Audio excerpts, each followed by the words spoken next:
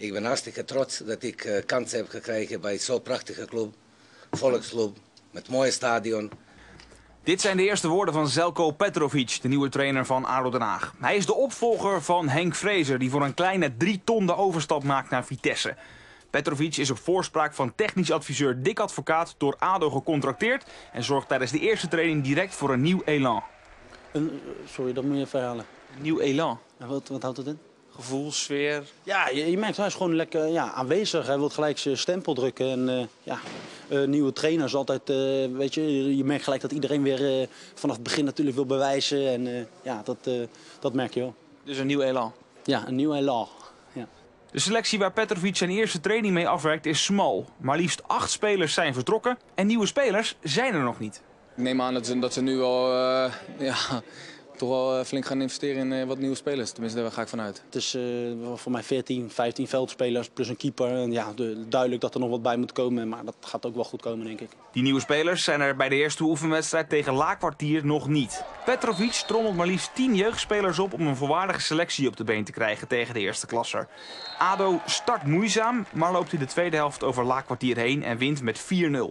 Petrović schept voor de huidige contractspelers duidelijkheid. Als je weg wil, dan moet je dat nu zeggen. Iedereen weet, als je wil weg, mag je ook weg. Geen enkele probleem. Maar dan moet je het nu aangeven. Ja, dan moet je nu aangeven en bepaal jij prijs niet, dat bepaalt de club. Geen enkele speler geeft aan te willen vertrekken. De tweede oefenwedstrijd van ADO is tegen zondag hoofdklasser RKAVV. De ploeg van Petrović wint met 4-1. De eerste nieuwe speler is aangetrokken. Ashraf El Madjoui komt over van Jong Ajax, is een verdedigende middenvelder en werd in 2014 verkozen tot het talent van het jaar bij Ajax. Hij tekent in Den Haag voor 3 jaar. Wim Jong zei, de Pirlo van Nederland, nou, doe maar dan 10-20% van Pirlo, dan zijn we ook blij.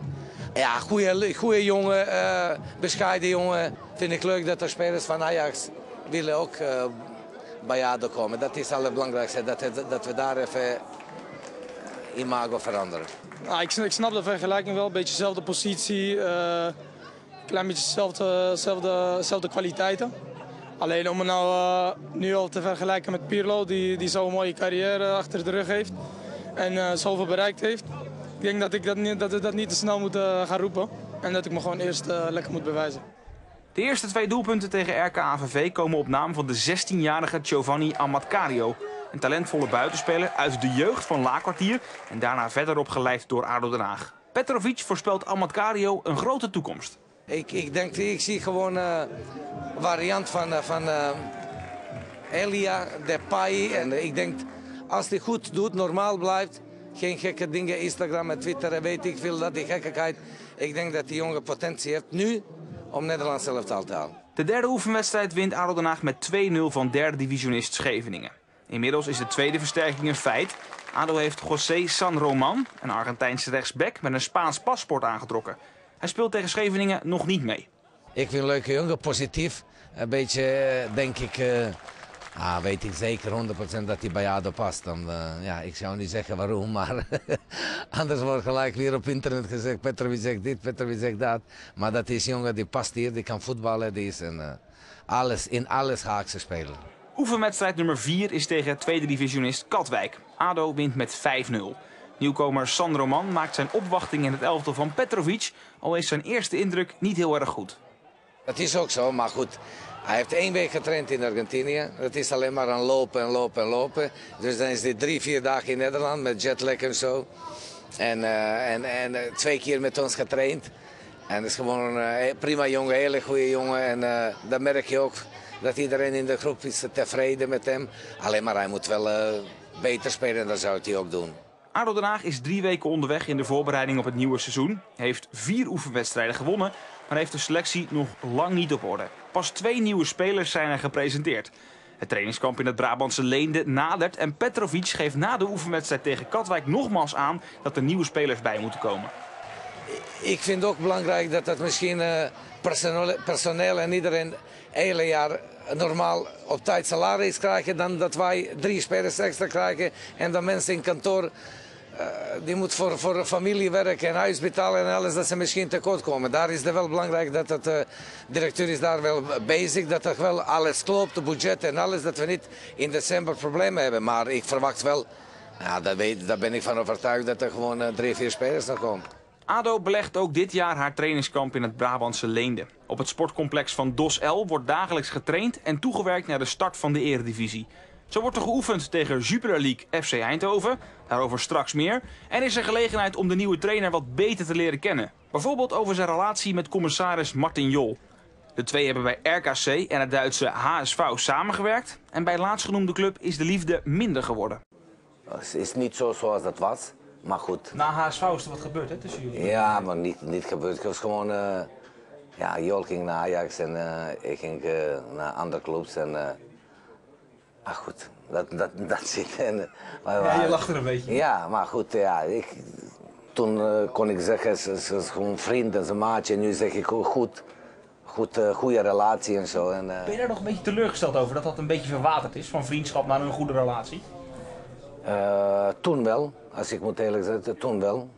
Ja, dat doet mij nog steeds een beetje pijn. Want jij hebt toen je contract ingeleverd, hè, bij HSV. Ja, goed, daar wil ik niet over praten. Dat is helemaal niet belangrijk. Maar het leven gaat door en wij hebben elkaar daarna ook een paar keer ontmoet en gesproken. En er is gewoon niks aan de hand. Gewoon vandaag ook bellen, praten, proberen dit, proberen dat. Terug naar de oefenwedstrijd tegen FC Eindhoven. ADO heeft in de persoon van Thomas Meissner een nieuwe speler binnen. De Duitse verdediger komt transfervrij over van MSV Duisburg en speelt tegen Eindhoven nog niet mee. ADO wint door een doelpunt van Matthias Gert met 1-0. Meissner is nieuwkomer nummer 3, maar hij komt niet uit het netwerk van Dick Advocaat, die eerder werd gepresenteerd als de nieuwe technische man van ADO Den Haag. Nee, hij is niet betrokken bij transfers. Hij heeft zelf dat gezegd dat het... Maar van ons betreft, hij mag wel betrokken zijn met alles. Hij mag gaan we volgende week ook samen zitten. En Dick zegt, ik ken heel veel spelers hier niet. Daarom wil ik ze niet bemoeien. En dan, ja, ik heb ook gezegd, dat mag niet zijn. Dan gaan we praten, dan gaan we kijken. En zegt Petro, dan belemmer ik het proces. Als ik bijvoorbeeld noem een speler van Ajax of van dit, die misschien moet komen, dan zeg ik, ja, ik ken hem niet goed genoeg om te beoordelen. Daarom is het beter dat jij dat doet. Oefenwedstrijd nummer 6 is aanvankelijk tegen Shabab FC, maar de ploeg uit de Verenigde Arabische Emiraten vindt de reisafstand vanaf hun trainingskamp naar het Kyocera-stadion bij nader inzien toch te ver. ADO strikt het Turkse Kardemir Karabükspor als nieuwe tegenstander, alleen die club wil niet op kunstgras spelen en dus wijkt ADO uit naar Laakkwartier. De ploeg van Petrovic wint met 2-0 en heeft er een nieuw gezicht bij. Tom Trybull, een Duitse middenvelder. Hij wordt na een Argentijn, een keeper uit Litouwen, een Duitse verdediger en een Nederlandse middenvelder de 5e aanwinst voor ADO. Met alle respect, wij proberen altijd eerst in Nederland spelers te kijken en Nederlandse jongens liefst. Ja, liefst wil ik dat er 10 jongens van ADO Academie in ADO 1 spelen. Ja, overal in Nederland waar we naar spelers vroegen, dan mogen niet komen of willen ze niet uitlenen. Of moeten we wachten tot eind september of tot en met winterstop, weet ik veel. Ook de 7e en laatste oefenwedstrijd wint ADO Den Haag. In het Kyocera-stadion is de ploeg met 1-0 te sterk voor het Griekse Iraklis Saloniki.